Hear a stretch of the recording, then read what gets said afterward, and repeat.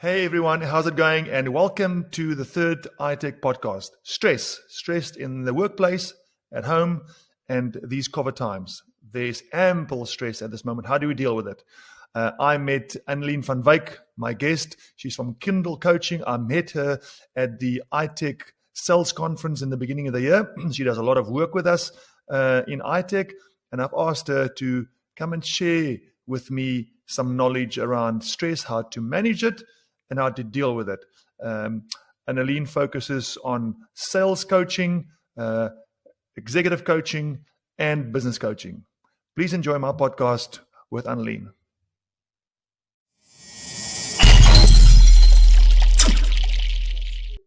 Why Kindle? What is the name Kindle? What does it stand for? I'm an avid reader, so I'm never without my Kindle. And Kindle means to ignite, or to inflame, or to set alight. And I thought, wow, that's a cool name for a coaching company, because it's exactly what I do. And when I Googled the domain, it wasn't taken. So I thought, well, okay, cool. I registered it, and yeah, I just love the name. So it really speaks to me. It's the first time that I had a brand, and I had many companies before that I really feel so close to, because it's truly what I do every day is to unlock. Yeah. That's amazing, because when I read Kindle, I thought, actually, I wonder if the link is with Kindle books. So there is a link to Kindle because you read a lot. Yeah, I read like a mad person. Yeah, I love reading. Yeah. So I love gaining information. I've really struggled to read. I'll read the first page, go into the second page, and halfway into the second page, sometimes I'll realize that I've stopped reading. I've stopped focusing on this page, and my mind started wandering, and then I stop again. Go back, and so I read like zigzag all the time, and it's very frustrating. And then I found audiobooks, best thing ever. It's all I need. I've got my Amazon audiobooks. When I'm in the car, it automatically goes on to my audiobooks, and I just start reading. As I stop, it stops. So I find that incredible. And again, that's an example now for, I suppose there's no excuses for anyone not to gain knowledge in these times. If you don't read, you can find audiobooks, or you can find YouTube videos. There's no reason not to increase your knowledge, right?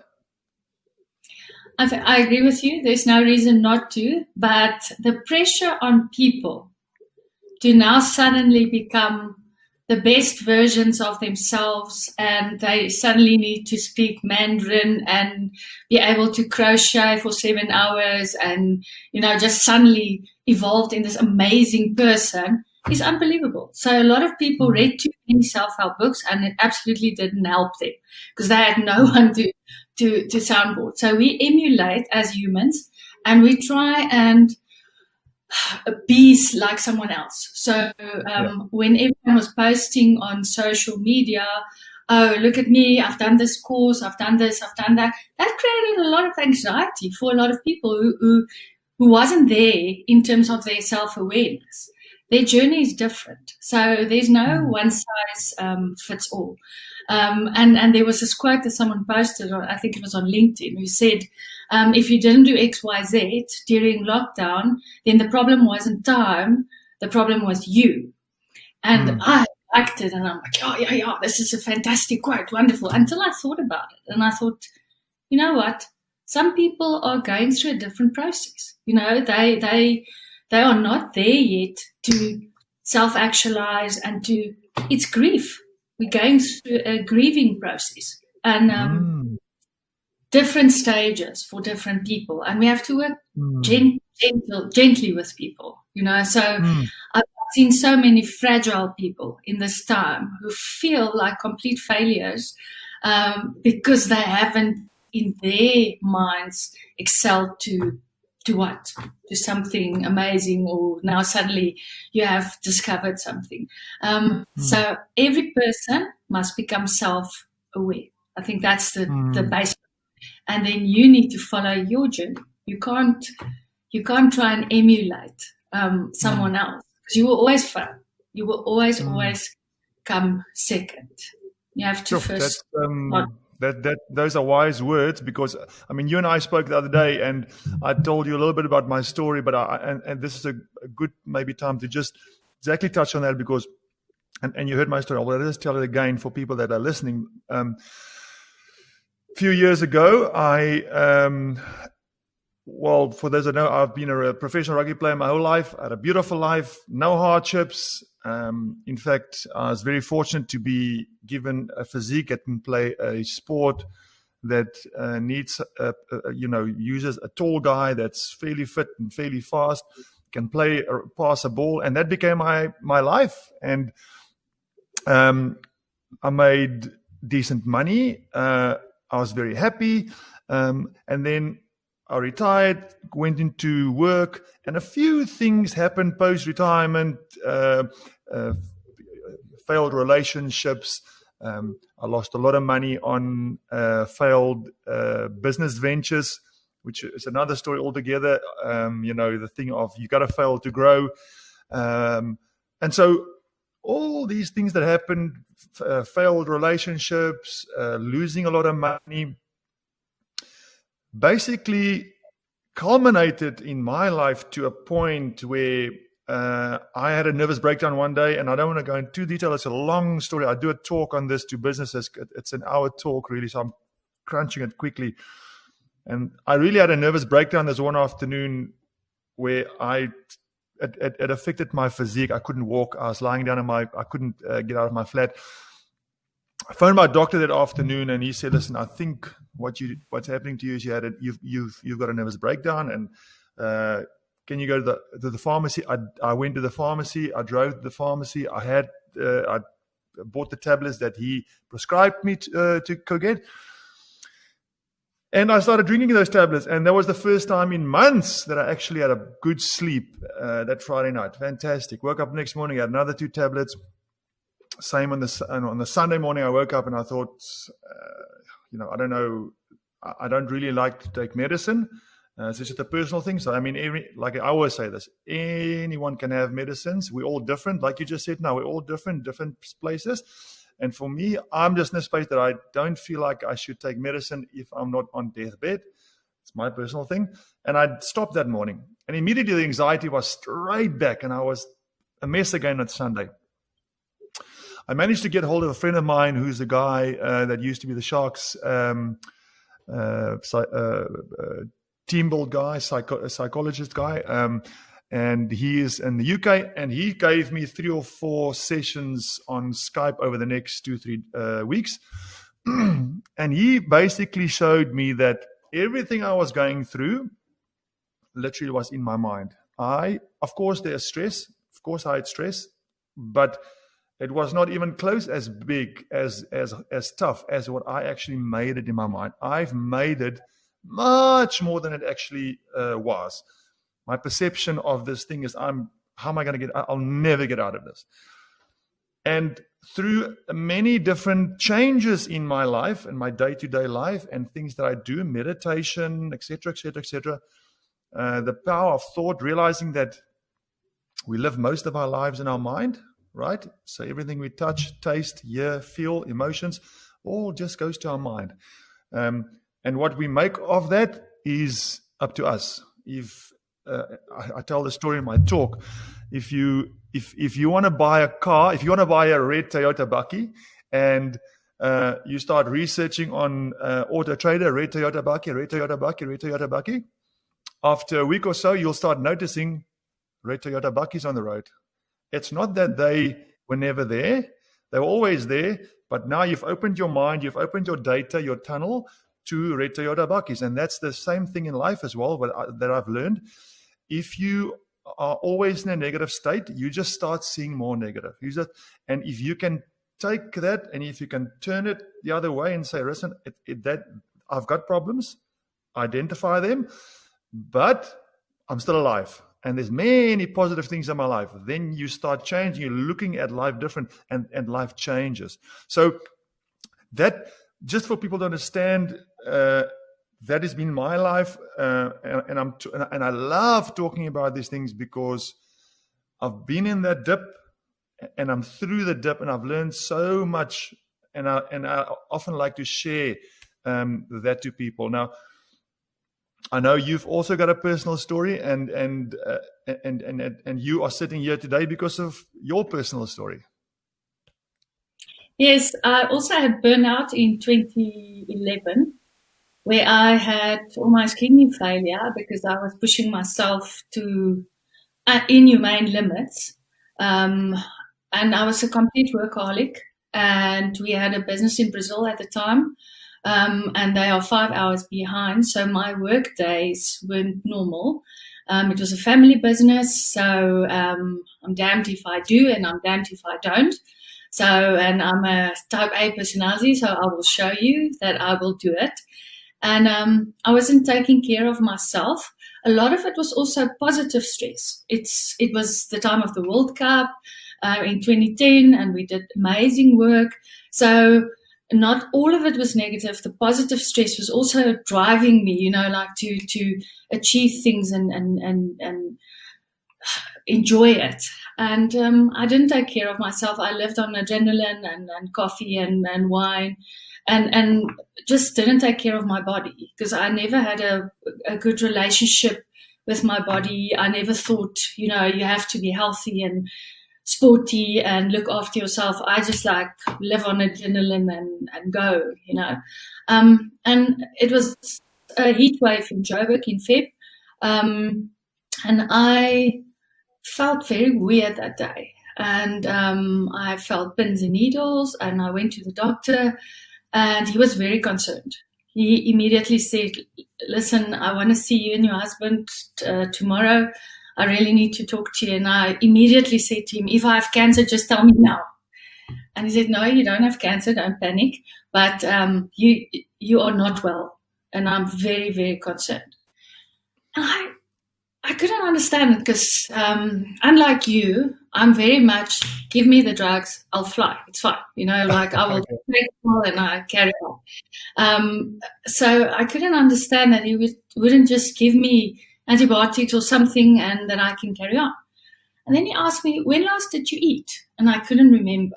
And I said, I'm not a big eater, so I don't know. Maybe this morning I always grab something on the run.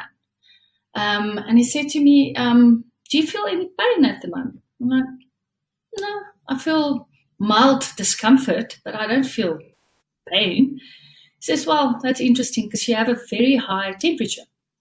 I think it was 40 or, very, very high. And I said, yeah, but it's a heat wave. So I thought, it's that. And he was shocked with how out of touch I was with my pain threshold, with how I felt in general. And I'm a sales coach, as you know, so I can talk myself in and out of everything. So I thought, no, I'll just wing it. I'll just make it better. It's fine. And I've never seen him like that. He was truly worried. And the next morning, I took my husband Arnold, and we went to see him again. And I will never forget, he had 2 screens on his desk. And he said to me, I want you to read the stats line by line. And this is a client or patient of mine who's in hospital with kidney failure. And these are your stats. So the first line was my potassium levels, non-existent. I had nothing. I had no nutrients, nothing. And he said to me, I don't know how you function. I don't know how you're able to walk. I don't understand it. Medically, I can't explain it. But I just want to tell you, you're going to die. You are not taking care of yourself. You're going to have a heart attack, just like that. Oh, and I was so shocked, because Mark's normally a gentle guy, and I could see he was really, really upset.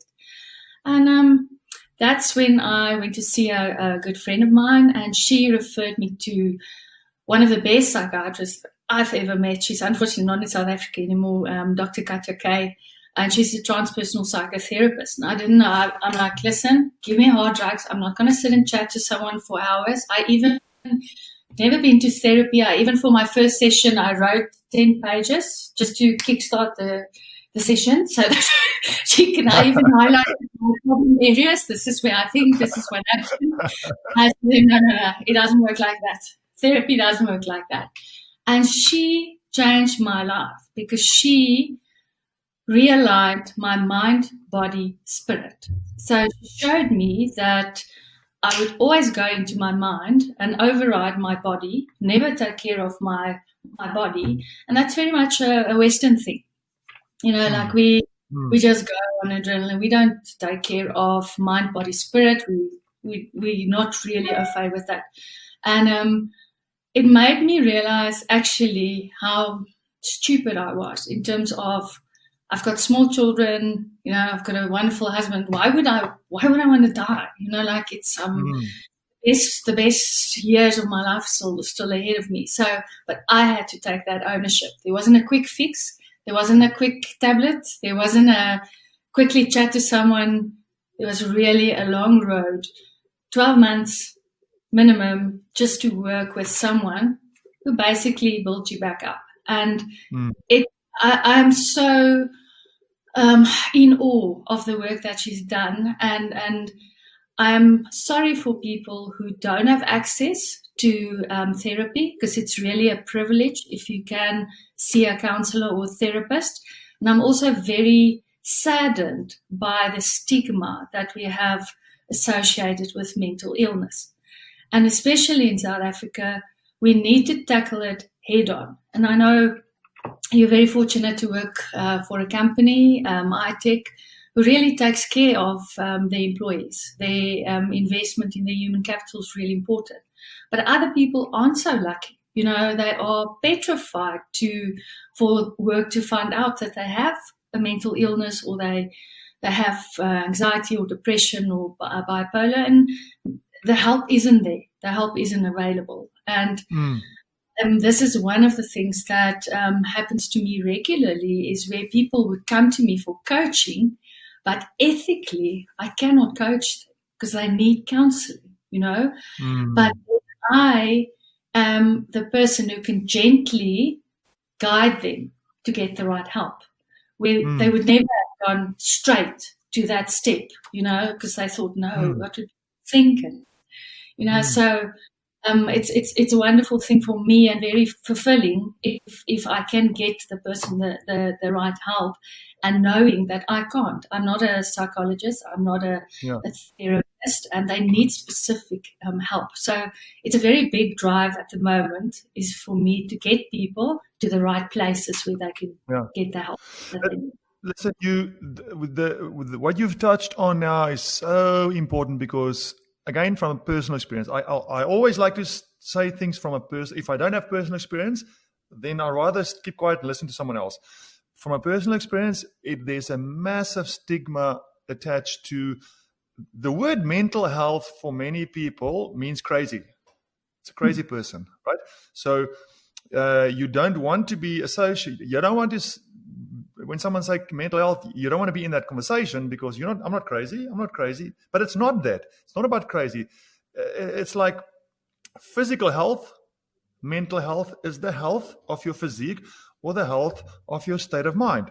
And for me, 2-3 years after I've had my nervous breakdown, I kind of came to the realization that this thing that I'm going through, almost everyone in their life is at a stage sometime, whether it's death in the family, whether it's health concerns when you're older. There are many, many, many things that at certain times of your life push you to a place where it's very hard to cope with life. Life is hard. Life's not easy. So that is mental health. Mental health is not someone that goes into a crazy institution. So I think for that reason, like you're right, there's a big stigma. And also want to add that I think, and you say in South Africa, and I don't know if it's only South Africa, but men in particular, we tough, right? We are supposed to be the person that brings in the finances. You got to look after your family. You've got to do all these things. You can't show weakness. And mental health is also one of those things that are perceived as a weakness. And therefore, people don't want to go and sit and talk to someone that's a specialist, in psychology, psychiatry, all those things. But I mean, I've got a friend, people around me that I talk to, if I can, once a month, even if it's an hour, 1 hour check-in. Nothing wrong. I'm feeling great, but I'm just checking in and chatting to this person, and maybe I'm picking something up that's slipping back from previous times. Right?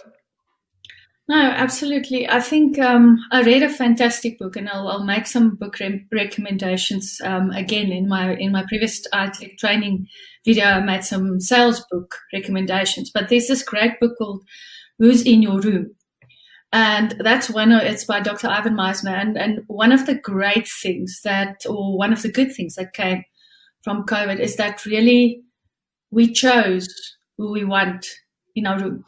Like you reach out to specific people, and you get rid of those relationships that don't serve you anymore. That those toxic people, negative people, always, it's almost like exactly what they're going to say. You don't even have to ask. They're going to offer, their negativity. And the minute I started surrounding myself with individuals who only want the best for me, who root for me, who look out for me. That was a huge game changer. And the philosophy of Dr. Ivan Meisner is givers gain. And Zig Ziglar, who's a famous sales guru, also said you can have anything in life if you let other people have anything they want in life. And when you're with the right people, that positive energy that we exchange, so valuable. Just to have a hangout call, have a glass of wine over Zoom or a hangout and just catch up, and it's really so important. That's one of the positives. Because now, because we don't go into the office, we don't bump into people that we're like, oh, okay, we'd rather avoid you, or now we can actually reach out to people that we want to chat to and want to feel close to and have meaningful conversations. Suddenly, people feel that they want to talk. They want to say how they feel, and it's great. To touch on your point, you don't know me very well, but if you did, you'll know that I'm the least traditional. I'm a detribalized Afrikaner, and I am the least traditional person that you ever meet. So I don't subscribe to the man is the head of the house and, all of that. I think it's all nonsense, and boys don't cry and all that cultural brainwashing that we had. And yes, it creates a lot of problems for people who need to assume a role. They need to suddenly act tough when they're not, and this is where substance abuse and everything creeps in, because people need to deal with what they're feeling. They don't know what to do with those feelings. And if we can just be more tolerant of people and don't have these expectations, so that people can be themselves, So there are so many people that want to portray something that they're not. They want to show, and it's very much a Afrikaner thing. Again, I'll speak for my own tribe, that we can't admit weakness. People would rather commit suicide than to say, look, financially I'm ruined, or, I can't provide for my family anymore. They can't own up to it. They can't face the failure. And if we can just embrace everyone to say, it's not the end. It's not over. It's not, you didn't fail. If there's always a way out, So about a guy who committed suicide the other day, and I sat and I thought, wow, it is so sad. How bad must it be to get to that point where there's nothing. There's nothing. You can't.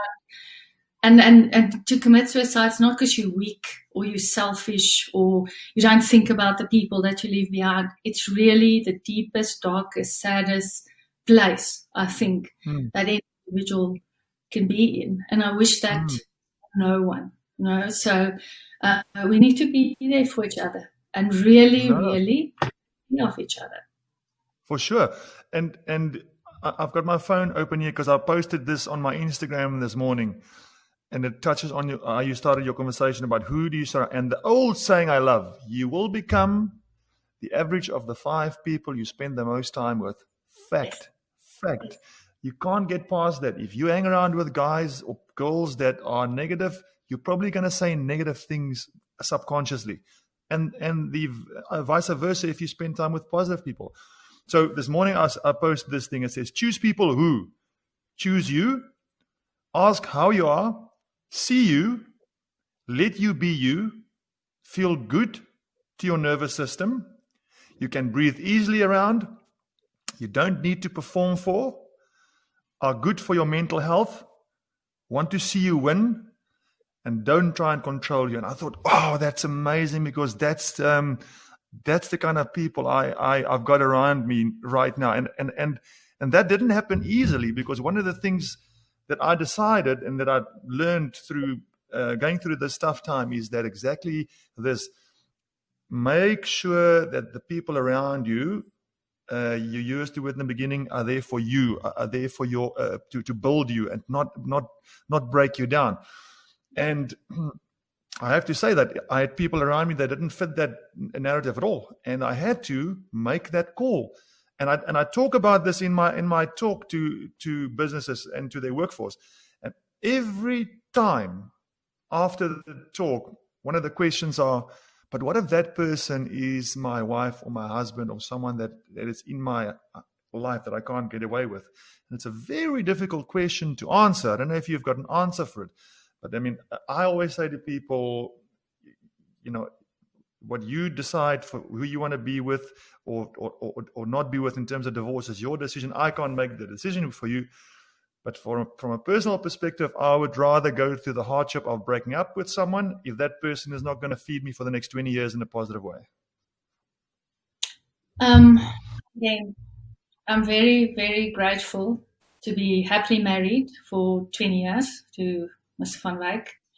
And I can only imagine how bad it must be to not have this.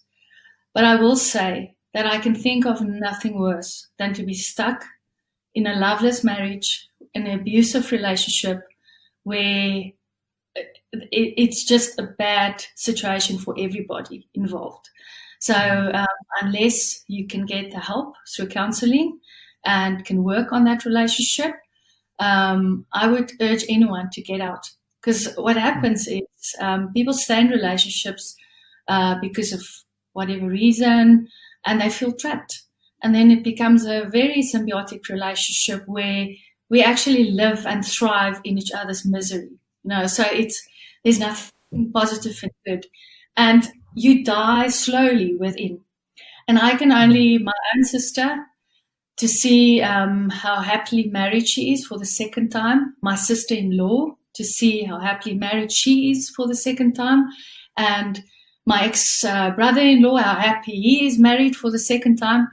I can see no reason why, if you're not with the right person, you should stick it out and become miserable, because life is too short. And there's nothing sadder than that. And even if you have children, I'm sure they would much rather want you to be happy, than to be in a failed or unhappy relationship. Why do people stay? Why do we fail? It's again that thing of emulation, the social pressures that we feel, So suddenly we all have a show and tell. Look, I have learned everything there is to learn about TikTok videos, and I love this Jerusalem videos that are trending in the world. It made me very, very proud. And suddenly we live online. So you can portray the best version of yourself online, but is that really your life? So it's so funny when you start seeing these videos of Zoom calls where people, you can see someone's house in the background is complete mess, or you think like, oh my word, is that the guy's art in his house? It's terrible. Or, the wife runs past naked, doesn't think he's on camera. So suddenly we see glimpses of real life online. So really often we go to the office and this is your life. People they know you married and you have children, but they never really know what your life is really about. And now with living online, you can hear, so I would have a call and my client say, who is playing saxophone? I'm like, oh, sorry, I forgot my son is having a lesson now. Quickly, what's that? I'm having a session. Please go to the other room. And then we house of musicians, we have a violin player, we all play the piano. So it's always hustle and bustle. And suddenly my family got visible to my clients. And then they would say, oh, are you Arnold? We heard a lot about you. Hi, are you Armin? You're a big boy. That was actually nice. So suddenly, for me, not as just Anneleen, but with my family, with the person I am. So I think quite sad if people try and, portray and that fakeness of, oh, look at me, this is amazing. So now we can't do it anymore. We can't post holiday pictures. We post pictures from 7 years ago. Now, if people post pictures of their previous birthday, they quickly do a footnote to say, guys, this is not in lockdown. This is last year's pictures, not breaking any laws. But yeah, we can't post travel pictures. We can't, we suddenly, what do we have to show? How do we want to portray ourselves so that other people are envious? So what a lot of people do now is say, okay, look at my achievements. This is so fantastic. I've done XYZ. I've read so many books. I've done so on. If we can just go back to being authentic and can say, I am lost. I am sad. I am stuck. I feel overwhelmed. I feel terrible today.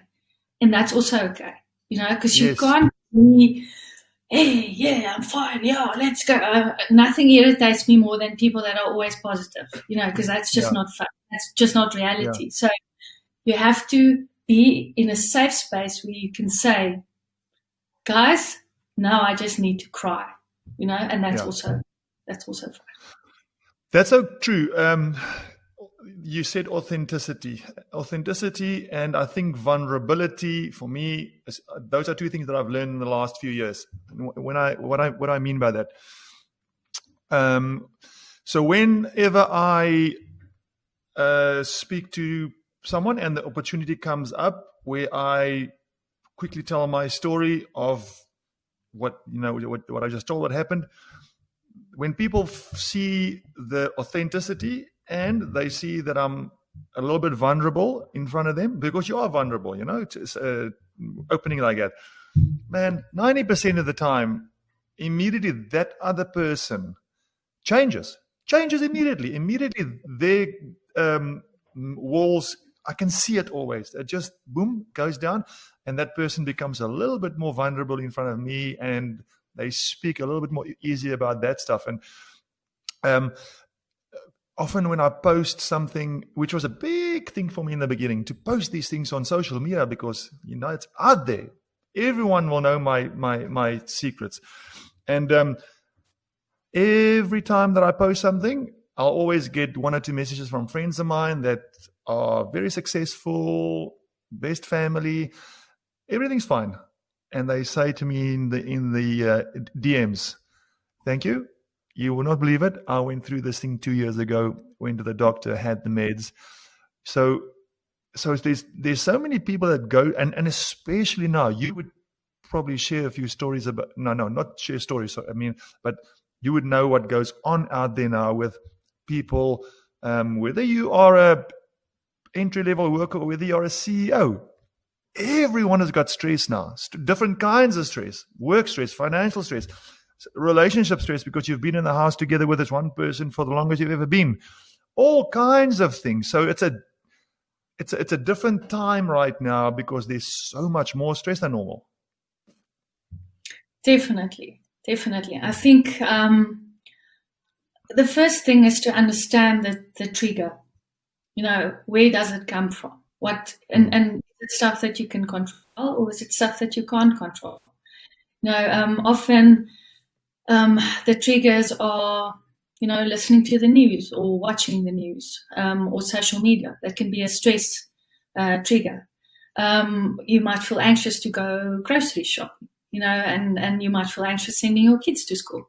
So there's a lot of new stress that we didn't have before. But I think the worst stress that we have currently is financial stress. Most people, when just the lockdown started in March, I had a lot of clients. I lost a few clients because they just closed their shops. They just retrenched right away. They said, listen, this thing's not going to go away. We can't work. So, we don't see anything else.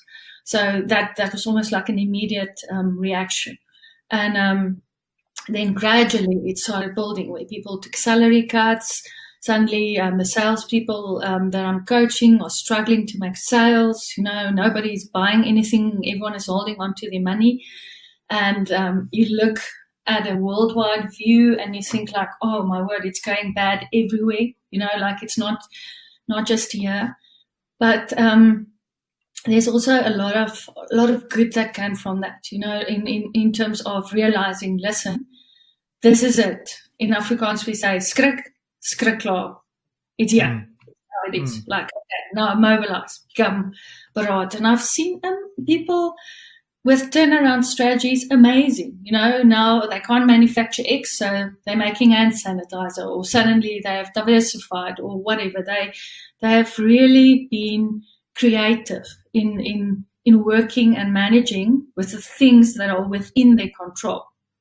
So the minute you realize you have power over certain parts of your life, you're not powerless, okay? Things start happening. So the salespeople that I coach that are the most successful never stopped prospecting. So they didn't sell. They continue building the relationships. So nobody was buying in March. No one was buying in April.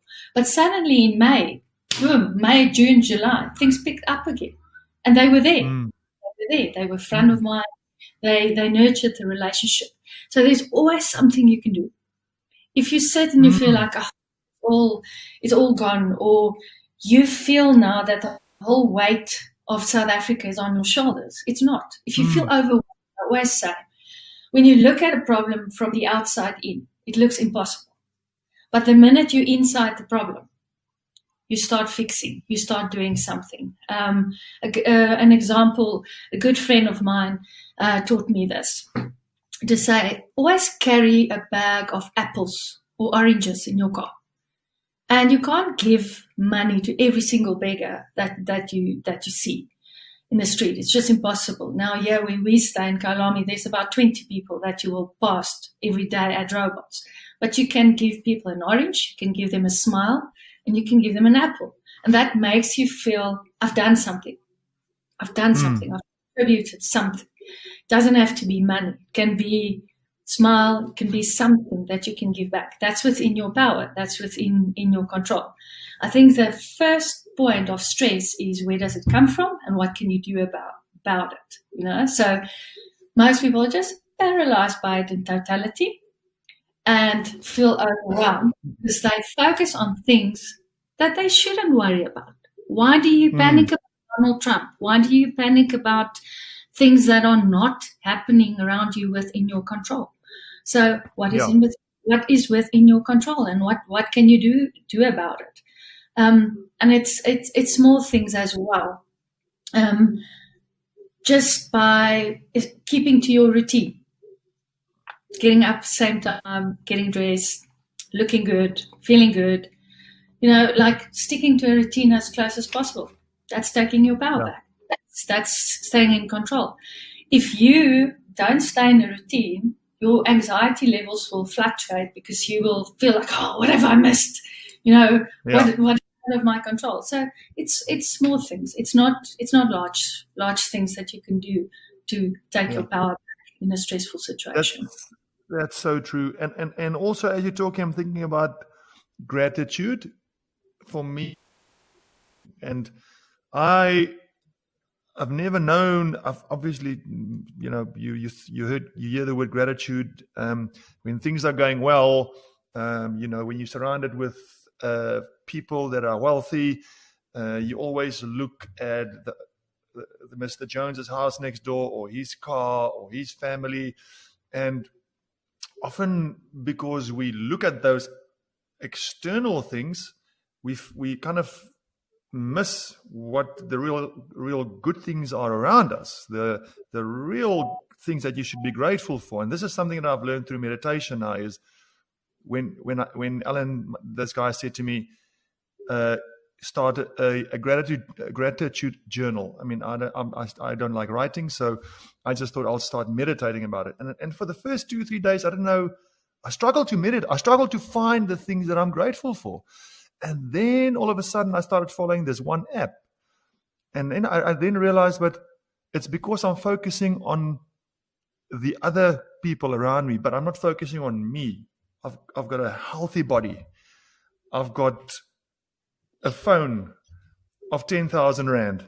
I've got a beautiful apartment. It's not the 6-bedroom home, but I've got a beautiful apartment. I can see the sea in the mornings. So all of a sudden, these small things start popping up in front of me that I've overlooked because I was striving at the other people's perceived happiness, if that makes any sense.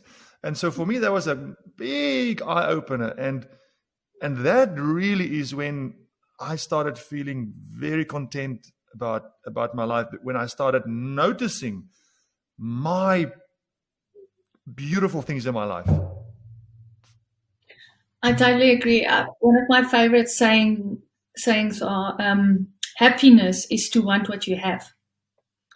So once you realize that money can't make you happy, I mean, let's take a lot of money, not a happy chappy.